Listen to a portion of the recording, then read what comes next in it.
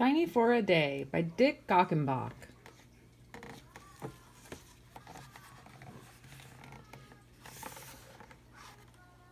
Sydney's parents were proud of their son. He is a genius, they said. He can invent almost anything. And so he could. One day Sydney invented something he called a mini box. Only Sydney knew what made the mini box work. Whatever went into the large door of the box came out of the small door no bigger than a mouse. Sydney tried the lawnmower first. "Wow, terrific," he said. "Now I can make everything a toy." Sydney shrank some chairs and a table, the vacuum cleaner, the iron, the toaster, and the television set. Sydney even shrank his dog Wally and his baby sister too. But when his mother found out, she was very upset. "Change them back to normal this instant," she told Sydney. "And don't you put anything else in that box, young man." Sydney did as he was told, and while he did, he wondered what it would be like to be so tiny. His mother hadn't said he couldn't go into the box. So the next morning before school, Sydney went into the mini box himself. When he came out, he was only 3 inches tall. "Wow, I feel like I'm on another planet," Sydney said as he looked around. "Hi, big fella," he greeted Wally. Then the fun began. Sydney had a nice swim in the fish tank, and for once a single piece of chocolate cake was more than enough for him.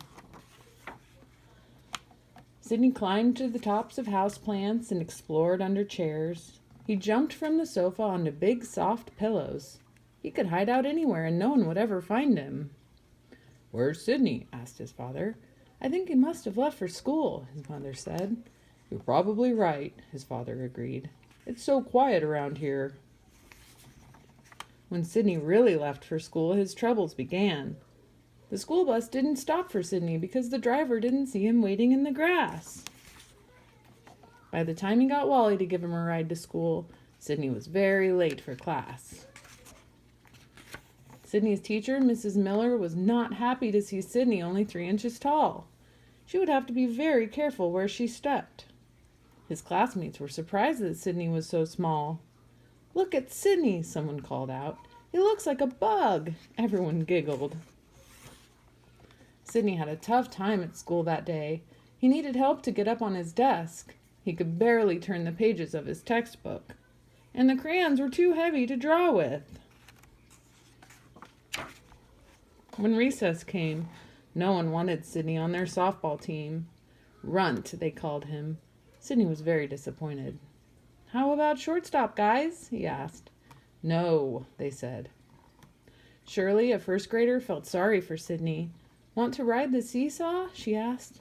"Okay," Sydney agreed. He had nothing better to do.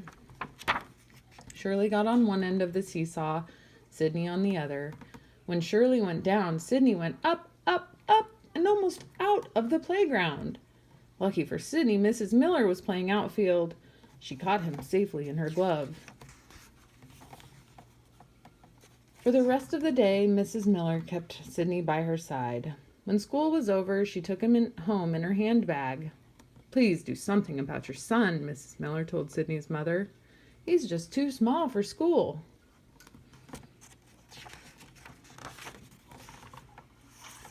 Sydney turned himself big again, and then his mother had a talk with him. "Why don't you invent something that makes people happy?"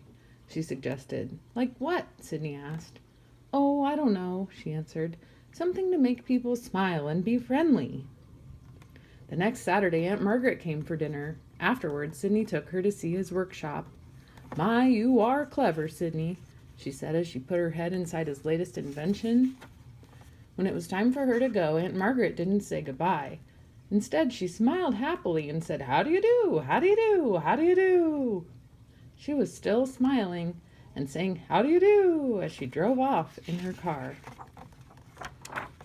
Sydney. Tiny for a Day by Dick Gockenbach.